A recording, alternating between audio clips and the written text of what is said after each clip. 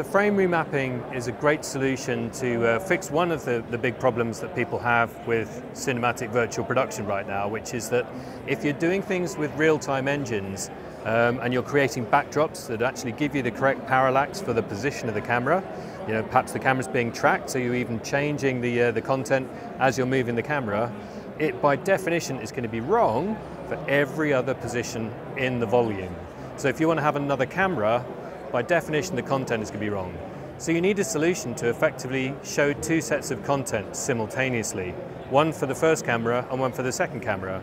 And that is exactly what frame remapping allows us to do.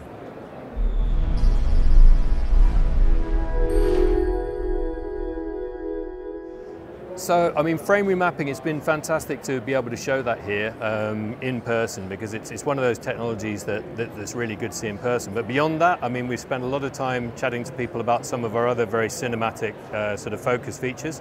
So things like the 3D lookup tables, things like shutter sync, which are actually allowing people to play with their shutter angles and not get the nasty unsightly lines on screen that you might get if you move off a certain shutter angle without those techniques. The 3D lookup tables actually as well, particularly yesterday, chatting to a couple of pros that are using these tools in anger, it's really starting to make a difference to their workflows. Beyond that, the latest stuff that was just coming out in 3.3, we've got things like operating modes which are coming in, which give people a lot more flexibility on getting the most out of the screens without compromise. And then you've got things like tracking markers actually coming into the content as well, which is again keying off the frame remapping technology to make those tracking markers invisible.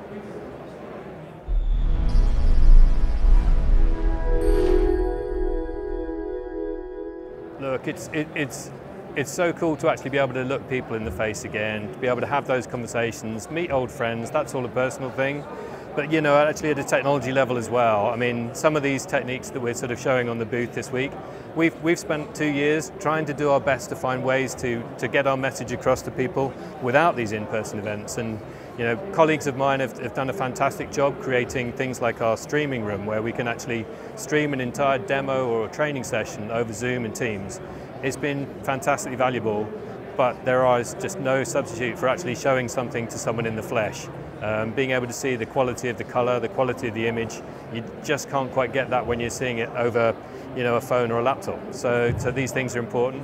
But yeah, there's no doubt that actually being able to meet people face to face, have those conversations, have that connection, we've all missed it.